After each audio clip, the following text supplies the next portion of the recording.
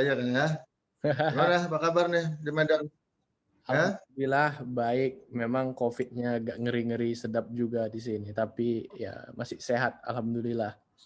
Ya, COVID itu musibah sekaligus anugerah juga dari Yang Maha Ya. Kuasa ya. Tergantung kita bagaimana menyikapinya, begitu, Dimas. Ya, ya. Tinggal di mana di Medan? Kalau saya di Medannya di bagian komplek Tasbi, Setiabudi, Bukan orang Medan kayaknya ya? Orang Medan? orang Medan. Batak, Enggak, Layo. Hah? Jawa. Oh, Jawa. Ya bukan orang Medan kalau gitu, kayaknya. Tapi lahirnya di Medan. Oh, jadi Bapak Ibu orang Jawa. Enggak, Jawa Tengah, Jawa Timur. apanya saja Jawa. Oh, Bapak Jawa, Ibu. Ibunya Mandailing. Oh, Mandailing. Oke.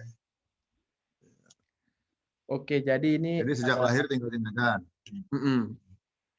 Ya. Oke, gimana? Mau apa? Bincang-bincang apa kita nih, Mas Dimas? Jadi saya buat sebuah YouTube channel ini Pak, ini agar sebagai inspiration juga motivation ya bagi yang muda-muda juga agar lebih eh, menggali potensial di bagian bidang tertentu yang mereka kuat begitu. Nah, kalau seperti podcast begini kan terutama sedang COVID begini Hmm. daripada tidak berpikir ya kan, jadi lebih bagus berbincang itu sambil berpikir juga biar aktif Oke. sesama manusia lah. Karena kalau Dimasnya apa nih? Milenial apa Zenial? Z. Z ya. Z. Saya kan baby boomers. Iya, boomer. Baby boomers.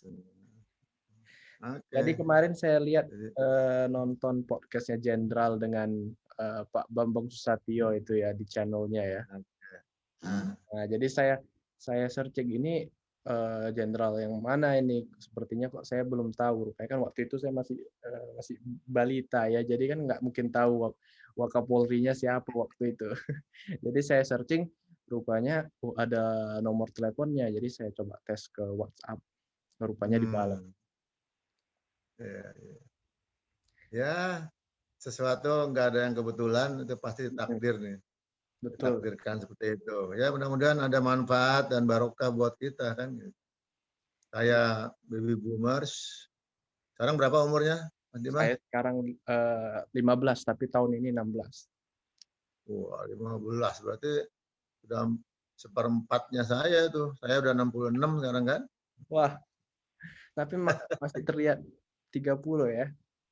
Ya, umur itu kan hanya angka saja. Yang penting semangat, semangatnya yang ada di sini kan. Gitu. Betul.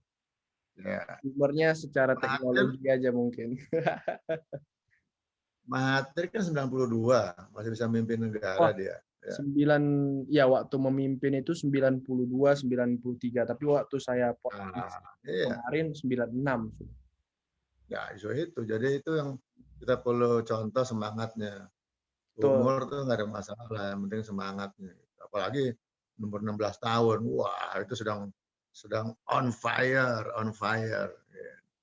Jadi Ya, kemarin saya tanya sama Tun Mahathir, saya tanya, jadi kalau Tun, if you want to become, if the people want you to become prime minister again, saya tanya, are you ready? Dan dia bilang, uh, I am too old, tapi kalau memang diminta ya kenapa tidak, gitu.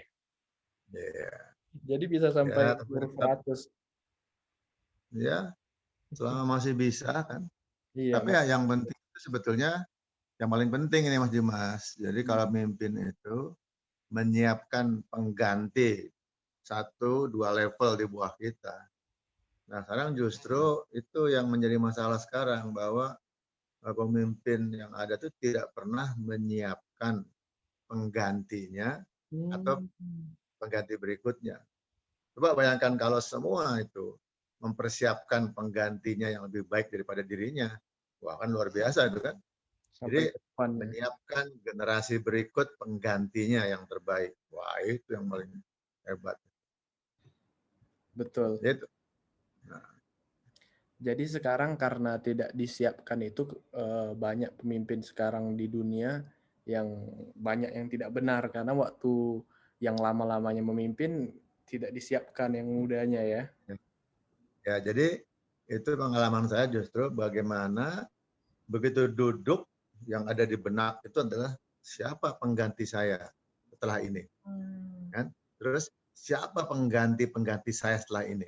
Nah, dengan pikiran itu maka kita mempersiapkan, kita mencari calon-calon pemimpin, penggantinya disiapkan sekolahnya, leadership-nya, networking-nya, bahasanya, buat white-nya, kan gitu. Iya, Jadi begitu dia jadi, makanya sudah siap semua, bukan ujuk-ujuk jadi. Itu ke depan tuh Mas Dimas, ya, yang mesti disiapkan. Nah, sebetulnya sih kalau seperti di polisi, di tentara itu udah ada kaderisasi kan, gitu. iya. Kelihatan tuh. Jadi lulusan siapa, siapa yang terbaik, the best 10 misalkan. Itu disiapkan, disekolahkan. Nah, soal soal nanti jadi tidak itu kan kalau udah siap dia, sudah kredibel, reputable, kemudian integritasnya bagus, sudah siap dia.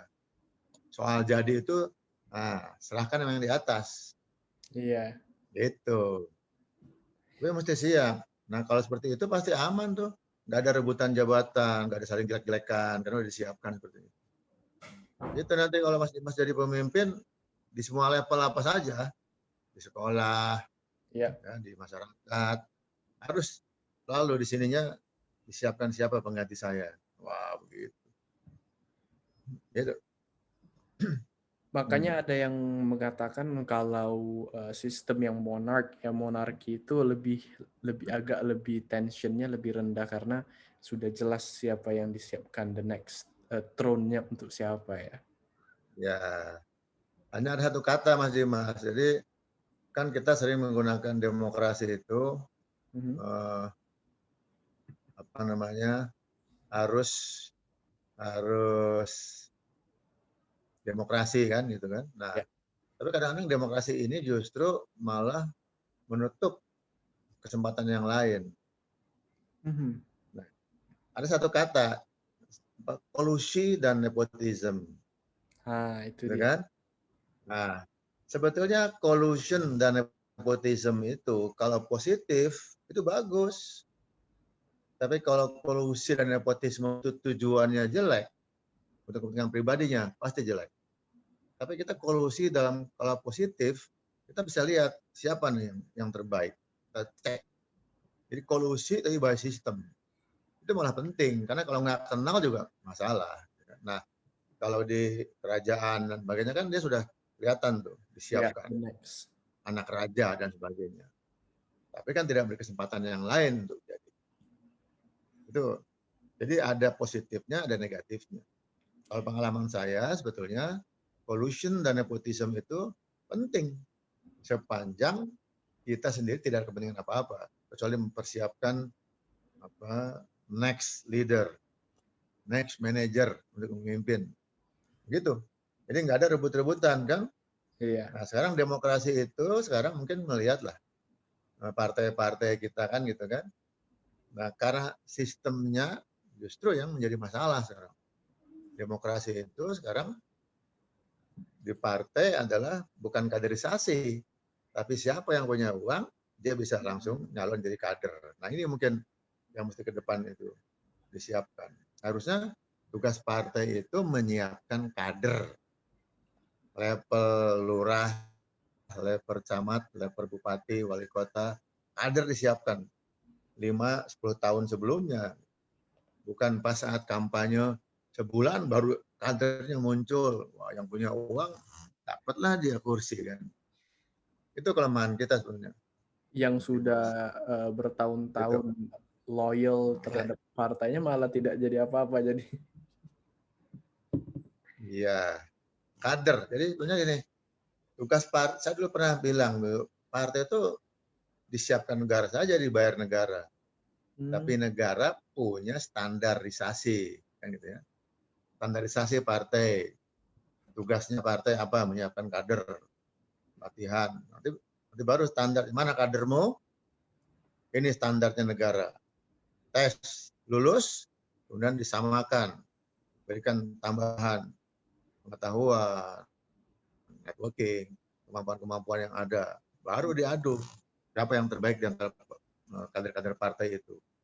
Nanti siapapun yang jadi itu udah yang siap semua dan tidak saling menjatuhkan, tapi saling mendukung. Kan gitu harusnya. Itu obsesi kan, itu yang ideal. Tapi ya Sekarang harus banyak tetap yang menjatuhkan ya. ya. Kenapa menjatuhkan? Karena sistemnya di dalam partai saja kan rebutan nomor. Nah, yang paling besar punya anggaran, dia pasti punya nomor terbaik. Gitu. Nah, Nah, itu apakah mungkin ya, gimana? apakah hal demikian pernah Jenderal lihat langsung di dalam Polri misalnya? Karena kan kemarin juga ada kasus-kasus yang melibatkan petinggi-petinggi Polri waktu itu. Nah, jadi waktu menjadi Wakapolri, apa yang dilakukan oleh Jenderal agar tidak banyak yang terjadi seperti itu ataupun itu tidak boleh terjadi? Ya. Jadi ini kan sistem. Polri itu kan subsistem, lalu gitu ya. Kalau sistem, nah dari sistem besarnya bahwa Polri adalah bagian atau satu institusi dari negara ini. Nah, sebetulnya mau polisi mau apapun, satu kata saja, independensi. Independensi. Jadi kalau kita independen, nggak ada yang bisa masuk di institusi atau di partai. Tapi ini kan sistem, ya sudah disiapkan independensi. Jadi calon disiapkan, kita ada di situ ada Wanjakti namanya menyiapkan calon-calon kaderisasi, perlisting disiapkan semuanya. Nah, calon pimpinan, bukan calon Kapolri, calon pimpinan di level ini nanti dia naik jadi pamen, jadi pati disiapkan. Nah harusnya di dalam internal polisi itu ada namanya Wanjakti, Dewan Anjak ya, jadi dewan untuk menyiapkan siapa. Nah, di situ terbuka, transparan. Siapa yang calon berikutnya? Itu kelihatan. Tentukan si A, B, C alternatifnya. Ya. Lalu diajukan ke presiden, kan presiden menentukan. Itu betulnya. Nah, jadi kalau dari luar bilang, saya nitip ini, oh tidak bisa Pak. Kami ini yang terbaik menurut kami. Jadi solid internal ke dalam. Gitu. Tapi justru sekarang itu kan tergantung kan bagaimana pimpinan akan nurut atau tidak kepada keinginan luar. Tapi yang penting harusnya demi institusi ini yang terbaik. Itu konsepnya seperti itu. Disiapkan yang terbaik. Tapi ingat sekali lagi bahwa kita ini subsistem, bagian dari sistem. Nah, itu bagaimana menyampaikan. Prinsipnya bukan buat pribadi, tapi buat institusi. Lalu begitu. Yang terbaik buat institusi siapa? Ke dalam solid, kan tugasnya tetap polisi itu mau Kapolrinya diganti berapa kali pun, yang di depan itu yang ketemu Mas Dimas itu siapa? Kapolri bukan, Kapolda bukan, kan? Kapolres bukan, Kapolsek juga bukan. Yang ketemu Mas Dimas hari-hari di lapangan tuh para bintara-bintara itu sebetulnya, gitu. Nah, jadi gini, Mas Dimas, sebetulnya yang punya polisi itu siapa? Jenderal apa bintara? Kalau melihat secara, Coba menurut Mas Dimas. kalau kita lihat dari televisi sepertinya jenderal, tapi kalau kita lihat in real life sepertinya ya memang yang bintaranya. Ya, jadi kenapa saya bilang bintara? Kan polisi itu begini ya, piramid. Jenderal itu jumlahnya paling 200-250 orang. Ya, terus pamen itu paling 10.000, 20.000. Pama itu 40 ribuan. 400.000 lebih itu adalah bintara.